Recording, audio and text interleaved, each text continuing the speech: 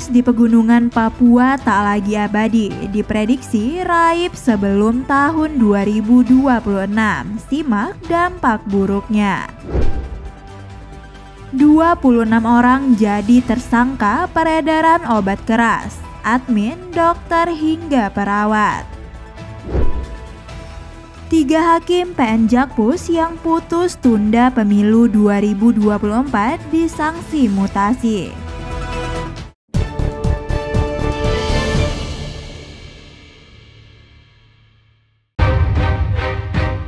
Es abadi di wilayah pegunungan Papua setara dengan 10 lapangan bola mencair pada periode 2016-2022.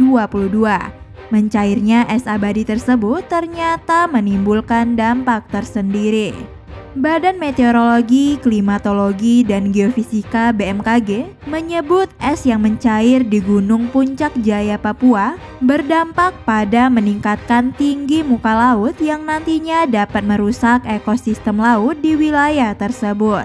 Donaldi Sukma Perdana, Koordinator Penelitian Klimatologi di Puslitbang BMKG menjelaskan, pencairan tutupan es Papua berdampak pada peningkatan tinggi muka laut regional dan global. Mengutip Badan Meteorologi Dunia atau WMO, kenaikan permukaan laut mengancam masa depan pulau-pulau di daratan rendah. Selain itu, kenaikan muka laut juga menyebabkan peningkatan panas laut dan keasaman air laut yang membahayakan ekosistem laut yang vital dan rentan. Tutupan es di Puncak Jaya saat ini tengah mencair di tingkat yang mengkhawatirkan. BMKG bahkan memperkirakan es tersebut bisa menghilang sebelum tahun 2026.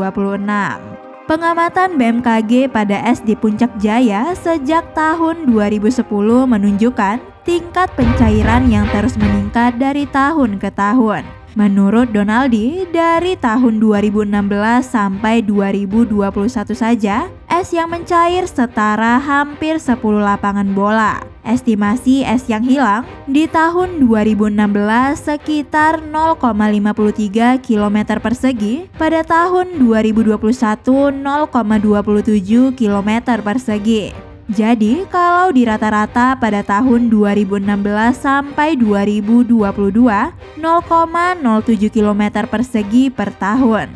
Kalau diukur sekitar 10 kali lapangan bola luasnya. Donaldi menyebut tutupan es tropis yang mencair di Puncak Jaya merupakan indikator sekaligus dampak dari fenomena perubahan iklim. Pencairan terparah terjadi pada tahun 2015-2016 ketika El Nino kuat terjadi di wilayah tanah air. Penipisan lapisan es mencapai 5 meter per tahun, 5 kali lipat rata-rata penipisan es selama 5 tahun sebelumnya. Oleh karena itu, BMKG khawatir fenomena El Nino tahun ini dapat menyebabkan kejadian serupa dan mengakselerasi penipisan es di Puncak Jaya. Fenomena El Nino mempercepat pencairan tutupan es di wilayah tropis. El Nino 2023 berpotensi mempercepat pencairan es tropis Papua.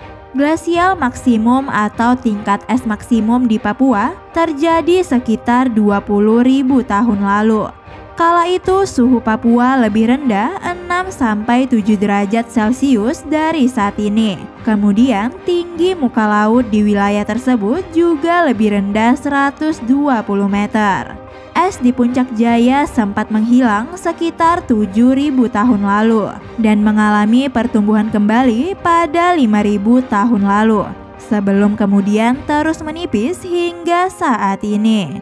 Puncak Jaya memiliki 3 wilayah es utama, yakni West Northwall Firn, East Northwall Firn, dan Carstens Glacier. Namun saat ini hanya tersisa 2 wilayah. Polisi menangkap 26 tersangka terkait kasus peredaran obat golongan G atau obat keras hingga psikotropika. Dari puluhan tersangka itu, beberapa diantaranya merupakan tenaga kesehatan atau nakes hingga apoteker.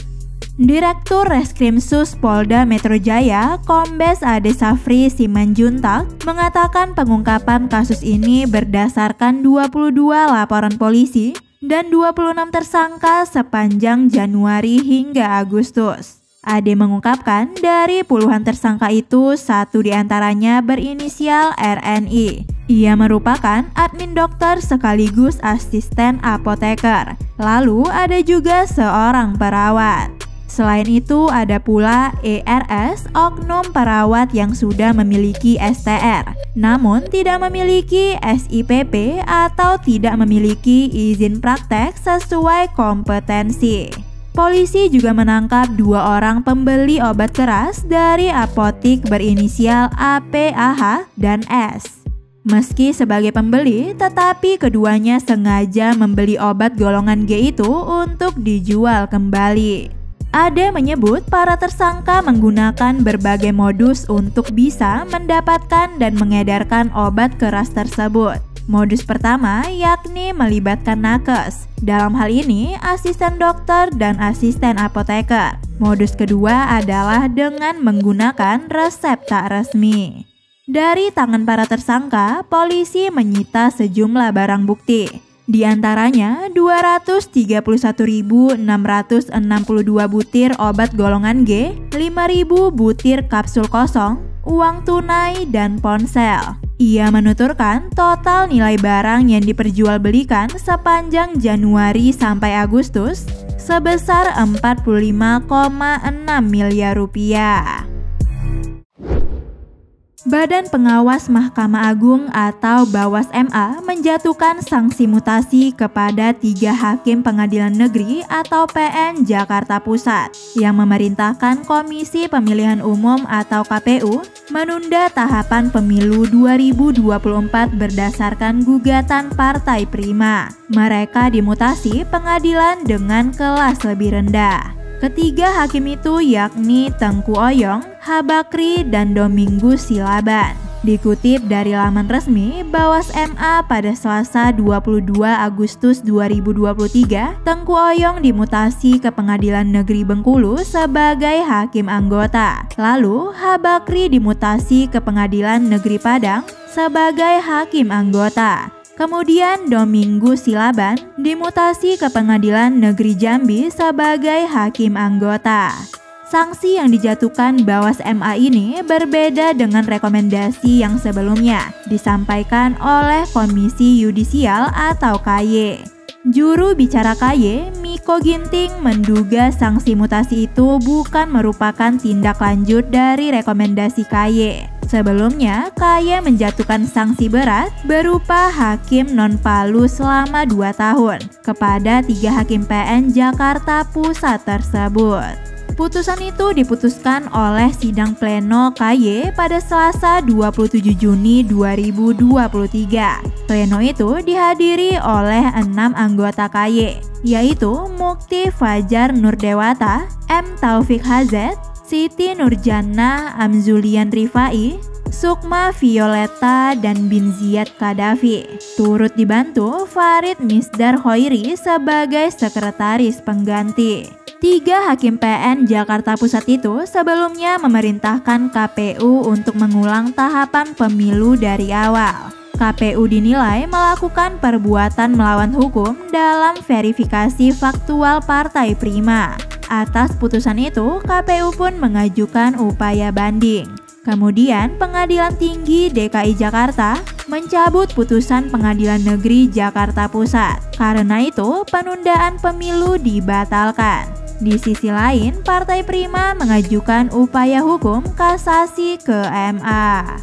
Bisanews.id, Nindya Farisa mewartakan.